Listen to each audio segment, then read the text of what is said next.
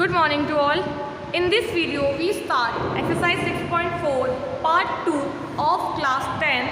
The chapter name is triangles. इससे पहले same हम लोग 6.1, 6.2, 6.3 ऑलरेडी ख़त्म कर चुके हैं. ठीक है, 6.4 के पार्ट 1 में we already discuss from question number 1 to question number 3. ठीक है, अब यहाँ पे इस वीडियो में हम स्टार्ट करेंगे डायरेक्टली फ्रॉम क्वेश्चन नंबर 4. है ना, हम लोग यहाँ से स्टार्ट करेंगे क्वेश्चन नंबर 4 से. और इससे पहले हम लोगों ने जो थ्योरम पढ़ी थी कि अगर आपको आई होप की याद होगी कि अगर दो सिमिलर ट्राइंगल होते हैं तो जो उनका एरियाज होते हैं वो भी उनके रेशो इक्वल होंगे. किसके? उनकी कॉरस्पॉन्डिंग साइड्स के स्क्वायर के.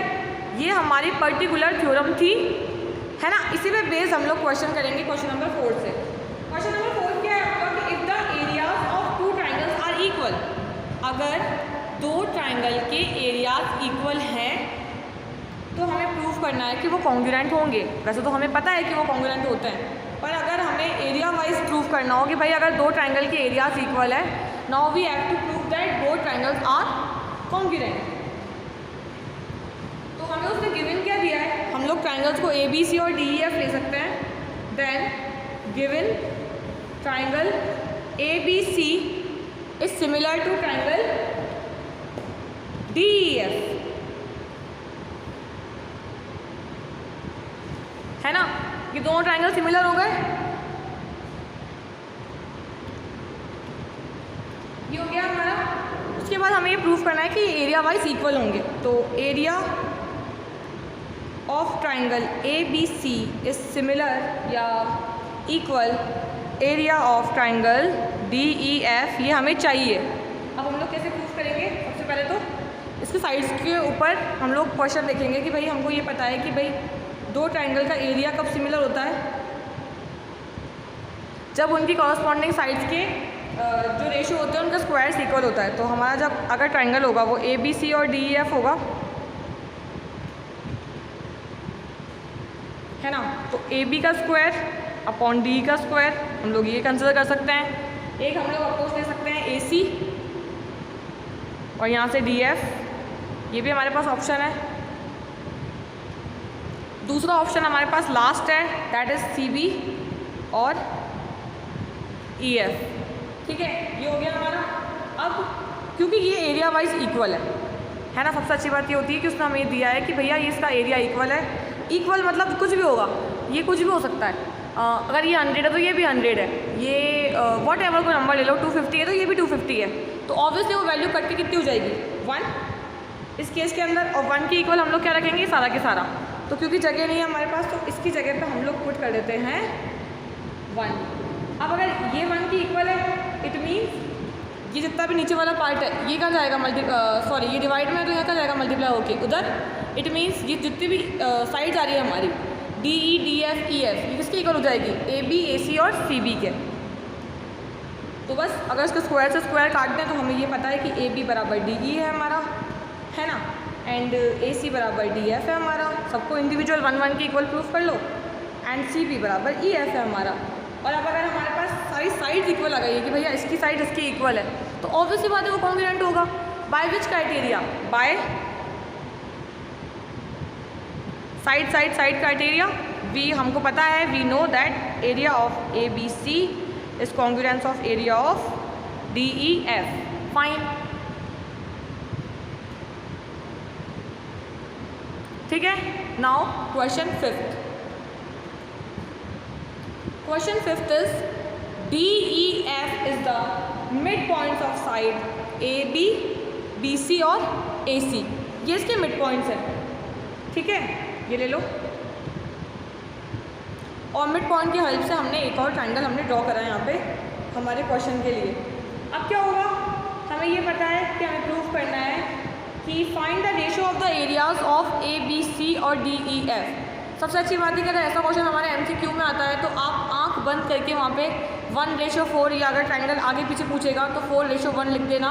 क्योंकि एक बड़े ट्राइंगल को एक छोटा ट्राइंगल 4 पार्ट में डिवाइड करता है, 4 इक्वल ट्राइंगल में. तो इसका जो रेशो होता है वो हमेशा क्या होता है, 4:1 होता है. एवरी टाइम ये इक्वल होता है, दैट इज़ 4:1। ठीक है, ये हमें पता है। तो अब हमें ये प्रूफ करना है कि इसका रेशो निकालना है हमें, है ना। प्रूफ तो क्या करना है, और मैं आपको पहले बता दिया कि रेशो अगर 4:1 होता है इट मीन्स आपको 4:1 ही प्रूफ करना है। ठीक है, तो प्रूफ कैसे करेंगे हम लोग, सबसे पहले मिड पॉइंट से लेके चलते हैं कि जो हमारा DE है वो है हमारा हाफ ऑफ AB।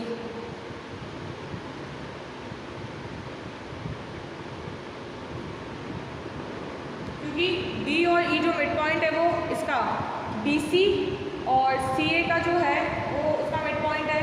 तो जो हमारा DE है ये वाली साइड, इस साइड की क्या है, हाफ है।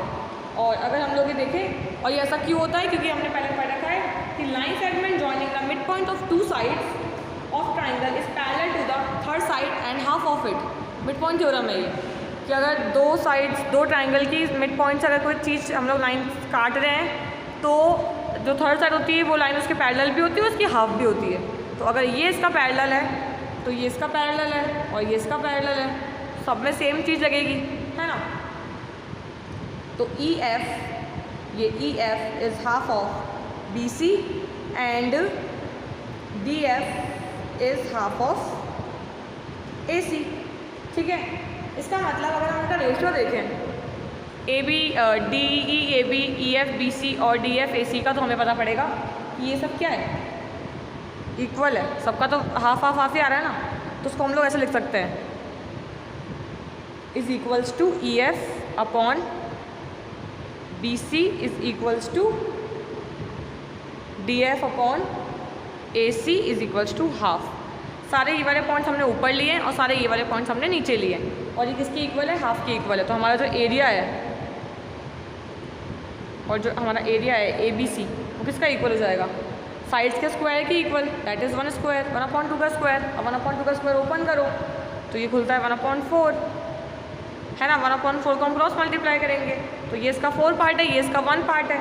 तो ऑब्वियसली एरिया ऑफ जो हमारा DEF है और जो एरिया ऑफ ABC है वो कितना आ जाएगा, 1:4। क्यों ऐसा लिखा है हमने कि भाई अगर ये 1 है तो ये 4 पार्ट है उसका, ये नहीं कि इसको आप 4 लिख दो, ये तो छोटा सा है, 4 में से एक पार्ट है ये इसका। क्लियर है। Next question number 6, prove that the ratio of the area of two similar triangle is equal in the square to the square of the ratio of their corresponding side. हमें ये proof करना है कि जो ratio होंगे दो similar triangle के areas के, ठीक है, वो उस कॉरस्पॉन्डिंग साइड के इक्वल होंगे। तो ये क्या हो गया हमारे पास, ये हमारे पास हो गया थ्योरम जो हमने देखी थी ना 6.4 में, उसका ही प्रूफ मांग रहा है हमसे। ऐसे भी क्वेश्चन आपसे हो सकते हैं, मतलब मांग सकता है वो। ठीक है, अब ये प्रूफ कैसे करेंगे हम लोग, हमारे पास दो ट्राइंगल है, दैट इज ट्राइंगल ABC और DEF, ये है हमारे पास। अब इसको एरिया की उससे प्रूफ करें तो हमारे को ये पता है कि एरिया ऑफ ABC और एरिया ऑफ DEF ये हो जाएगा AB का स्क्वायर और DE का स्क्वायर, ये हो गया। अब ये इक्वल है, सिमिलर है, तो अगर इनकी साइड्स के रेशियो इक्वल है तो ऑब्वियस बात है ये जो ट्राइंगल्स है वो क्या है, आपस में सिमिलर है ना। अब हम लोग कैसे करेंगे इसको,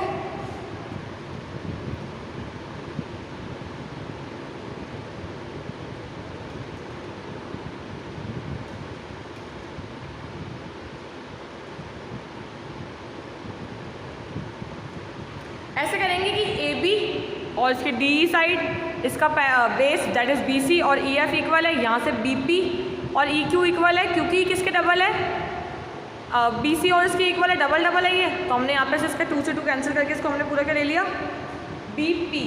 और अगर ये इक्वल है, AB BP और ये इक्वल है, तो ये क्या हुआ, इनके जो एंगल होंगे दैट इज एंगल B और एंगल E, ये भी क्या होंगे, इक्वल होंगे, क्योंकि कॉरस्पॉन्डिंग एंगल सिमिलर ट्राइंगल्स के। ठीक है, तो इस हिसाब से हमारे दोनों ट्राइंगल जो हो गए वो क्या हो गए, सिमिलर हो गए। अब हमें प्रूफ करना है कि सिमिलर ट्राइंगल की जो साइड्स की जो रेशियो होते हैं वो भी इक्वल होते हैं। तो अब उसको हम लोग कैसे प्रूफ करेंगे, हमने यहाँ से लिया एक और रेशियो दैट इज BP और EQ, और यहाँ से ली ये वाली साइड्स, ये इसका ऑल्टीट्यूड है ट्राइंगल का, that is AP upon DQ, हमने ये लिया। अब इन दोनों को हम लोग इक्वल रखेंगे, है ना। जो पहले आई थी हमारे पास, पहले हमारे पास ये आई थी ए बी और बी पी, इनको इक्वल रखेंगे तो ए बी और डी ई और ए पी और डी क्यू क्या हो गए, इक्वल हो गए। तो A B upon D E और यहाँ से A P upon D Q, ये इक्वल हो गए, है ना। अब ये इक्वल हो गए तो ऑब्वियस बात है जो उसका एरिया होगा वो किसके इक्वल हो जाएगा, भाई ये दोनों इक्वल है तो डबल डबल ले सकते हैं कि ए बी इसके बराबर है, तो यहाँ पे मैं ए बी अपॉन डी लिख सकती हूँ। तो ए बी अपॉन डी और ए बी अपॉन डी कितना हो गया, ए बी का स्क्वायर और डी का स्क्वायर, बस। तो हम लोग लिख देंगे वहाँ पे कि जो हमारे रेशो होते हैं सिमिलर ट्राइंगल के, उनके साइड्स के स्क्वायर के रेशो भी क्या होते हैं, सेम होते हैं।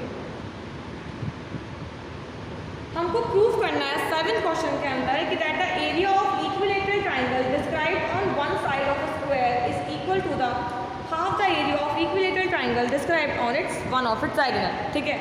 ये हमें प्रूव करना है। अब हम कैसे प्रूव करेंगे इसको, सबसे पहले डायग्राम में दिख रहा है, हम लेंगे ए सी का स्क्वायर इज इक्वल्स टू, ए सी क्या है इसका, हाइपोटेनियस, इसका स्क्वायर हो जाएगा ए बी का स्क्वायर प्लस बी सी का स्क्वायर। हमने इसको मान लिया कुछ a, तो ये a का स्क्वायर प्लस a का square that is 2a square. तो ए सी कितना आ गया, √2a, वो मैंने पहले ही मेंशन कर दिया था। अब ए सी मेरा आ गया √2a, तो triangle P A D is similar to triangle Q A C. अब ये कहाँ पे है, ट्राइंगल पी ए डी,